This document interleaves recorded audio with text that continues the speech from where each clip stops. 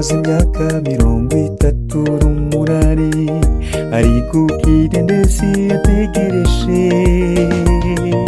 kwamaze yihinduriza amase akijugunyamo yisageza mugirira impuhwe.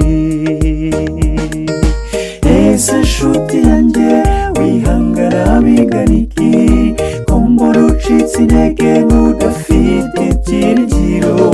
Turiza muri Yesu ibibazo byawe byose arabizi. Ese nshuti yanjye wihangana bingana iki ko mbona ucitse intege nk'udafite ibyiringiro? Turiza muri Yesu ibibazo byawe byose arabizi.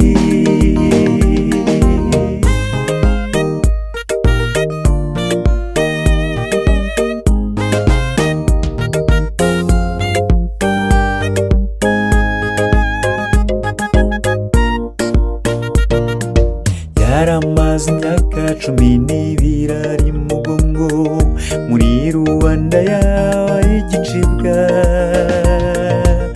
ariko mu mutima we yarafite kwizera, akoze kuri Yesu arakira.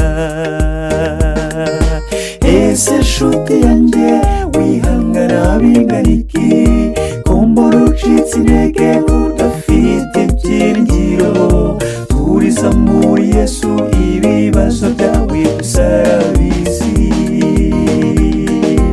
Ese nshuti yanjye wihangana bingana iki ko mbona ucitse intege nk'udafite ibyiringiro?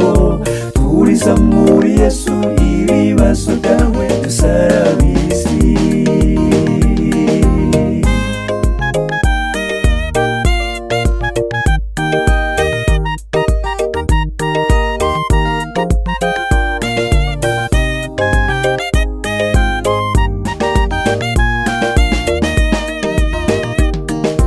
Reba imyaka umaze ufite ibibazo bikurenze, wibaza mu mutima wabigukiza.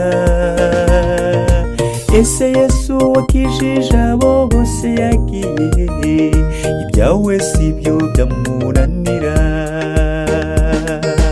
Ese nshuti yanjye wihangana bingana iki ko mbona ucitse intege nk'udafite ibyiringiro? Turiza muri Yesu ibibazo byawe byose arabizi. Reka guhangayika, Yesu ibyawe byose arabizi. Tumbira i Karuvali niho ubonera intsinzi yabyo. Uwapfuye ku bwawe niwe uzaguha ibyo ukeneye byose. Reka guhangayika, Yesu ibyawe byose arabizi. Tumbira i Karuvali niho ubonera intsinzi yabyo. Uwapfuye ku bwawe niwe uzaguha ibyo